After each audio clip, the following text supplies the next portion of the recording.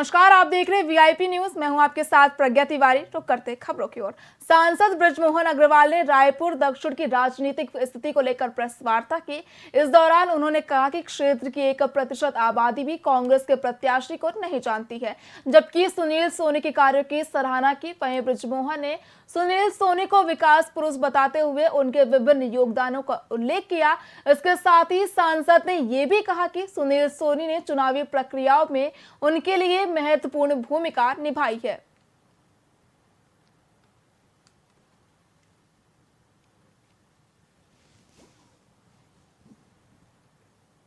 कांग्रेस के नवेले प्रत्याशी, जिसको रायपुर शहर की 1% जनता भी नहीं जानती है और दक्षिण की तो आधी प्रतिशत जनता भी नहीं जानती है, ऐसा प्रत्याशी कांग्रेस ने दिया है।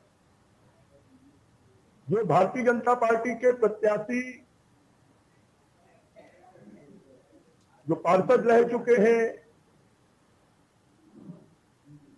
रायपुर नगर निगम के 2 बार मेयर रहे हैं, सभापति रहे हैं, आरडीए के अध्यक्ष रहे हैं और सांसद के रूप में उन्होंने बड़ी सेवा की है।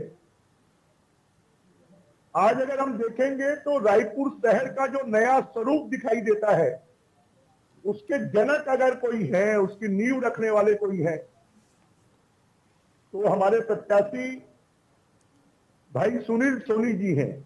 कांग्रेस के नवेले प्रत्याशी, जिसको रायपुर शहर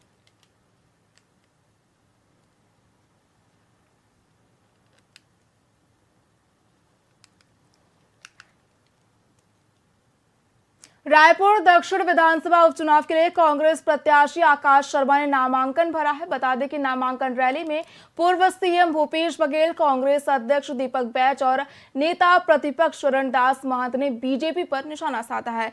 वहीं बघेल ने कहा कि बीजेपी ने आकाश शर्मा को बाहरी बताकर छत्तीसगढ़ियों का अपमान किया है। साथ ही रैली में बड़ी संख्या में कांग्रेस कार्यकर्ता शामिल हुए, जिसने पार्टी की एकजुटता को दर्शाया है।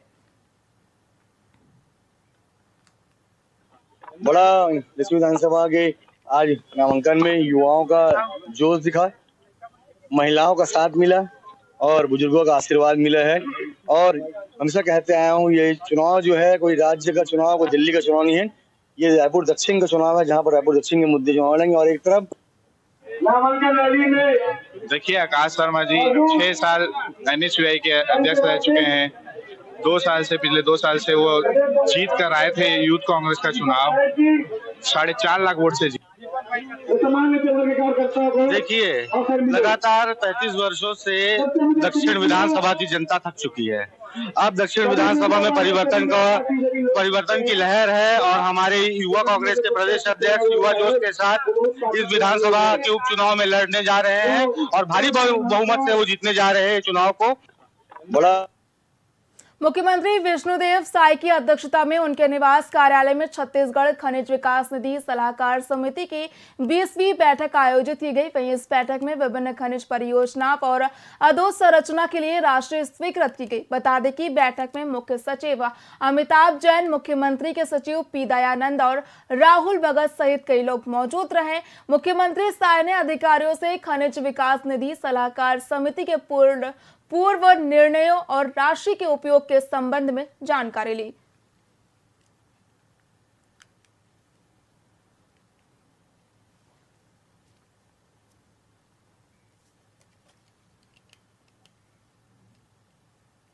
छत्तीसगढ़ के मुख्यमंत्री विष्णुदेव साय इंदिरा गांधी कृषि विश्वविद्यालय रायपुर पहुंचे, जहां इंदिरा गांधी कृषि विश्वविद्यालय रायपुर की ओर से 4 दिवसीय एग्री कार्निवाल 2024 राष्ट्रीय किसान मेला और कृषि प्रदर्शनी का आयोजन किया जा रहा है। इस मौके पर उद्घाटन समारोह की अध्यक्षता प्रदेश के कृषि विकास और किसान कल्याण मंत्री रामविचार नेताम कर रहे हैं। कार्यक्रम के बाद पत्रकारों से चर्चा करते हुए मुख्यमंत्री विष्णुदेव साय ने कहा कि हमारा सौभाग्य है कि कृषि विश्वविद्यालय में आयोजित राष्ट्रीय किसान मेला कृषि प्रदर्शनी शुभारंभ महोत्सव में शामिल हुए और हमारे तमाम कैबिनेट के मंत्री भी मौजूद रहे।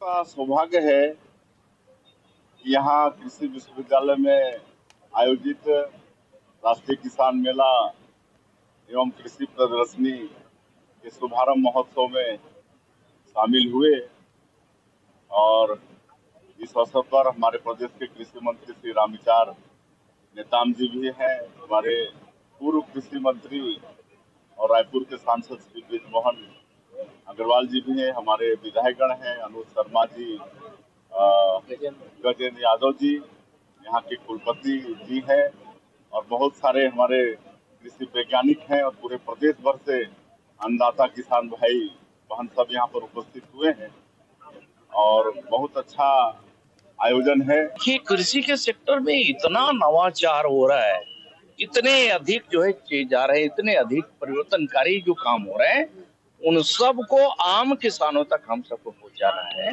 और इससे जो है हमारा धान ही नहीं बल्कि और भी बहुत सारे फसल है जो उससे लोग लाभ कमा सकते हैं, ले सकते हैं। का सौभाग्य है कि यहाँ कृषि कलेक्टर गोपाल वर्मा ने पंडरिया विकासखंड के सामुदायिक स्वास्थ्य केंद्र का औचक निरीक्षण किया।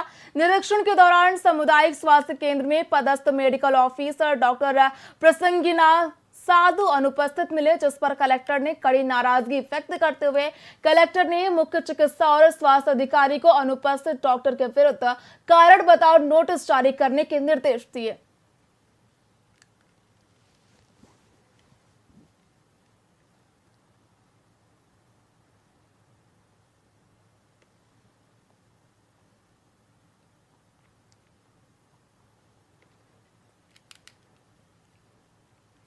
छत्तीसगढ़ शिक्षक संघर्ष मोर्चा के बैनर तले प्रदेश भर में विभिन्न मांगों को लेकर एक दिवसीय धरना प्रदर्शन और रैली आयोजित की गई। वहीं शिक्षकों ने आकस्मिक अवकाश को लेकर कलेक्ट्रेट के सामने प्रदर्शन किया और जिला कलेक्टर, शिक्षा मंत्री और मुख्यमंत्री को ज्ञापन सौंपा। इस दौरान जिला शिक्षा अधिकारी ने मौके पर पहुंचकर कुछ शिक्षकों से मुलाकात की और दीपावली से पहले पदोन्नति सूची जारी करने का आश्वासन दिया।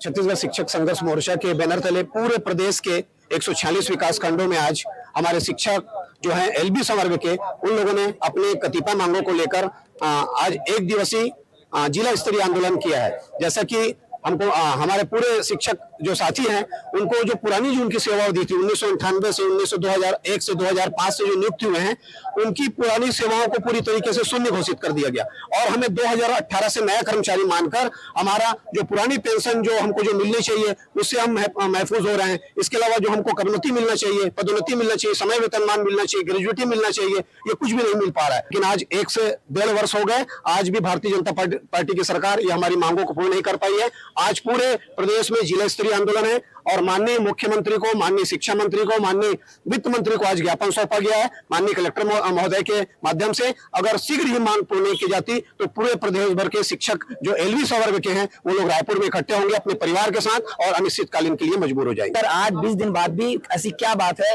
कि पदोन्नति सूची जारी क्यों नहीं की जा रही है? हमारे द्वारा बार बार निवेदन किया गया, उनके द्वारा 5 सितंबर में पहले बात हुई थी तो कुछ तकनीकी पहलू बचे हुए थे, उनके कारण काम रुका था।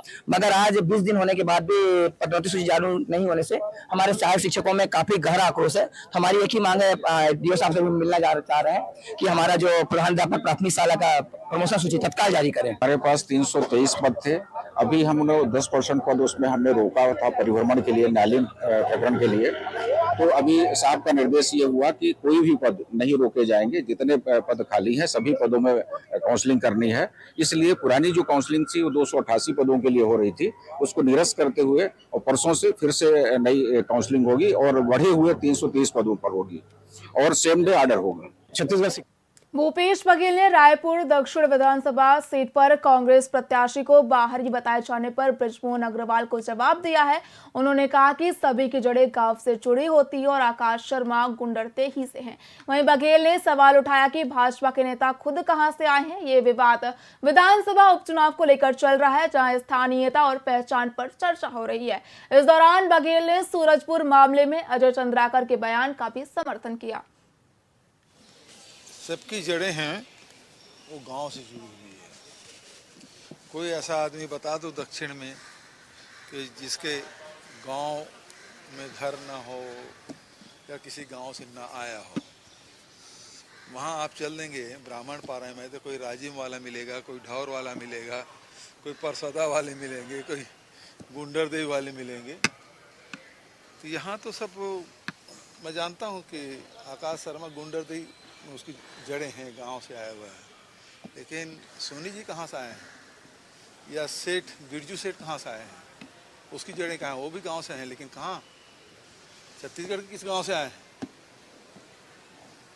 यहाँ चाहे ब्राह्मण पारा चाहे कहो, चाहे सुंदर नगर कहो, चाहे बनिया पारा कहो, जितने छत्तीसगढ़िया बनिया हैं सबकी जड़ें गांव में है।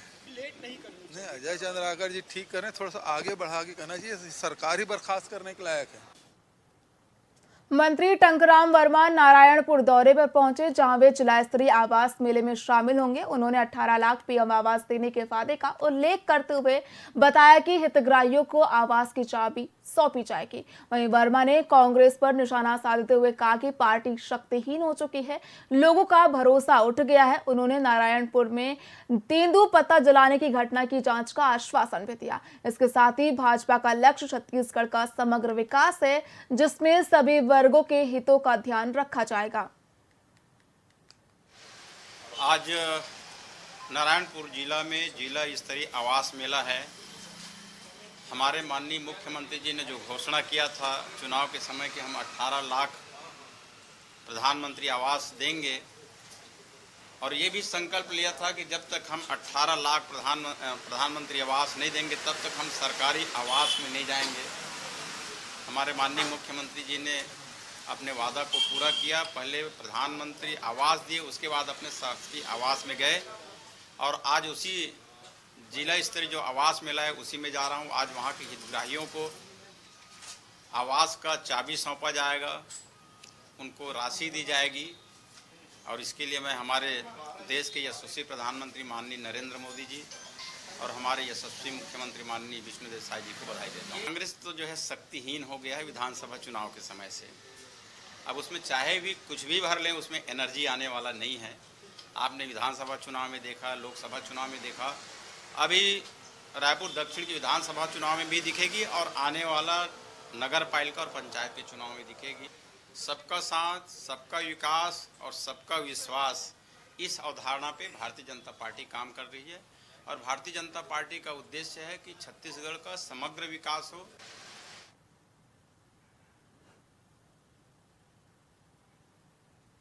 फिलहाल खबरों में इतना ही। देखते रहिए VIP न्यूज़। नमस्कार।